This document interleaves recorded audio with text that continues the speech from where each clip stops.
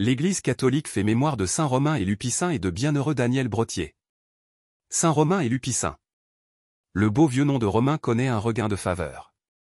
De nombreux saints ont illustré ce prénom qui est bien sûr d'origine latine et signifie de Rome. Lupicin signifie en latin lumière, lux, et pieux, pius. Romain naît au début du VE siècle dans le Bugey jurassien. Tout jeune, attiré par la vie monastique, après un premier essai à Lyon, il s'enfonce dans les monts du Jura. Il avait un frère nommé Lupicin, qui s'était marié, devenu veuf, il rejoint son frère Romain en sa solitude. De nombreux disciples se mettent à les rejoindre. Romain avait trouvé, au confluent de la Bienne et du Tacon, un endroit idéal, de la terre labourable, une belle fontaine et un grand silence. Son frère établit à Lauconne un autre monastère, ce sera le noyau de l'actuelle localité de Saint-Lupicin dans le Jura. Quant à l'implantation monastique de Romain à Condat, elle donnera lieu à la ville de Saint-Claude. Combien de monastères ont été ainsi, dans notre pays et notre histoire, source et racine de vie et de développement pour des régions entières.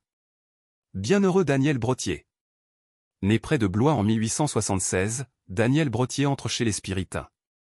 Missionnaire au Sénégal et aumônier militaire à la guerre 1914 à 18, son amour de Dieu et du prochain le pousse toujours au-devant des situations les plus périlleuses.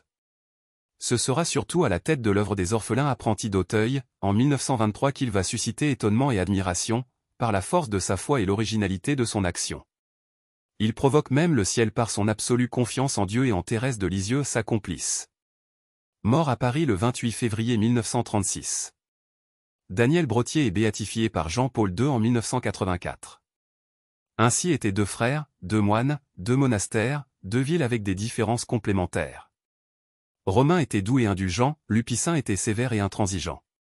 Ils se mirent d'accord, quand un relâchement se produisait au monastère de Romain, son frère intervenait pour y rétablir la règle monastique, et lorsque, à force de jeûne et de veille, les moines de Lupicin se décourageaient, Romain devenait, pour un temps, leur prieur. Il les faisait dormir et s'alimenter davantage, ce qui rétablissait la bonne humeur et la ferveur. Saint Romain termina sa vie terrestre à Prat, dans le Jura, vers 465 et son frère à Lauconne, vers 480. Les deux frères avaient réalisé une belle harmonie dans l'esprit des pères du désert, de Cassien à Marseille à Pacôme en Égypte et Basile en Cappadoce. Saint Romain et Lupicin et de bienheureux Daniel Brottier, priez pour nous. Évangile. Ce que Dieu a uni, que personne ne le sépare. Alléluia. Alléluia. Ta parole, Seigneur, est vérité. Dans cette vérité, sanctifie-nous. Alléluia. Évangile de Jésus-Christ selon saint Marc.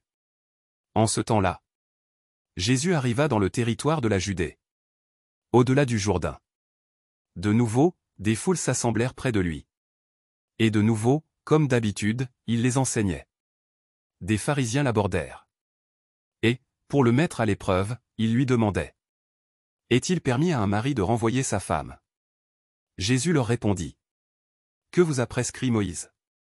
Ils lui dirent: Moïse a permis de renvoyer sa femme, à condition d'établir un acte de répudiation. Jésus répliqua: c'est en raison de la dureté de vos cœurs qu'il a formulé pour vous cette règle. Mais, au commencement de la création, Dieu les fit hommes et femmes. À cause de cela, l'homme quittera son père et sa mère. Il s'attachera à sa femme. Et tous deux deviendront une seule chair. Ainsi, ils ne sont plus deux, mais une seule chair. Donc, ce que Dieu a uni, que l'homme ne le sépare. De retour à la maison, les disciples l'interrogeaient de nouveau sur cette question. Il leur déclara: celui qui renvoie sa femme et en épouse une autre devient adultère envers elle. Si une femme qui a renvoyé son mari en épouse un autre, elle devient adultère. Acclamons la parole de Dieu. Louange à toi Seigneur Jésus.